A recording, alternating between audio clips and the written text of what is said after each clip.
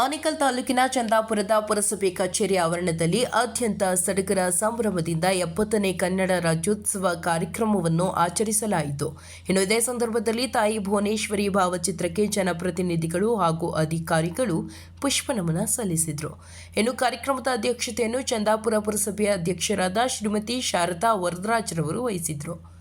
ಇನ್ನು ಕಾರ್ಯಕ್ರಮದಲ್ಲಿ ಚಂದಾಪುರ ಪುರಸಭೆಯ ಮುಖ್ಯಾಧಿಕಾರಿ ಮಂಜುನಾಥ್ ರವರು ಮತ್ತು ಚಂದಾಪುರ ಪುರಸಭೆಯ ಉಪಾಧ್ಯಕ್ಷೆ ಶ್ರೀಮತಿ ಮಂಜುಳಾರವರು ಮತ್ತು ಪುರಸಭೆ ಸದಸ್ಯರು ಹಾಗೂ ನಾಮಿನಿ ಸದಸ್ಯರು, ಹಿರಿಯ ಆರೋಗ್ಯ ನಿರೀಕ್ಷಕರಾದ ರಮೇಶ್ ರಾಜ್, ಅಧಿಕಾರಿಗಳಾದ ಆದರ್ಶ್, ಸುನಿಲ್, ಗೋಪಾಲ್, ನಂಜಪ್ಪ, ರೇನಿತಾ, ಅರುಣ್, ಶಿವರಾಮ್, ಸುಧಾಕರ್, ಲಕ್ಷ್ಮಿ, ಮಂಜುಳಾ, ಅರುಣ್ ಕುಮಾರ್, ವೇಣು, ರಾಧಮ್ಮ ಮತ್ತು ಪುರಸಭೆಯ ಸಿಬ್ಬಂದಿ ವರ್ಗದವರು, ಪೌರ ಕಾರ್ಮಿಕರು ಹಾಗೂ ವಾಟರ್ ಮ್ಯಾನ್ಗಳು ಭಾಗವಹಿಸಿದರು.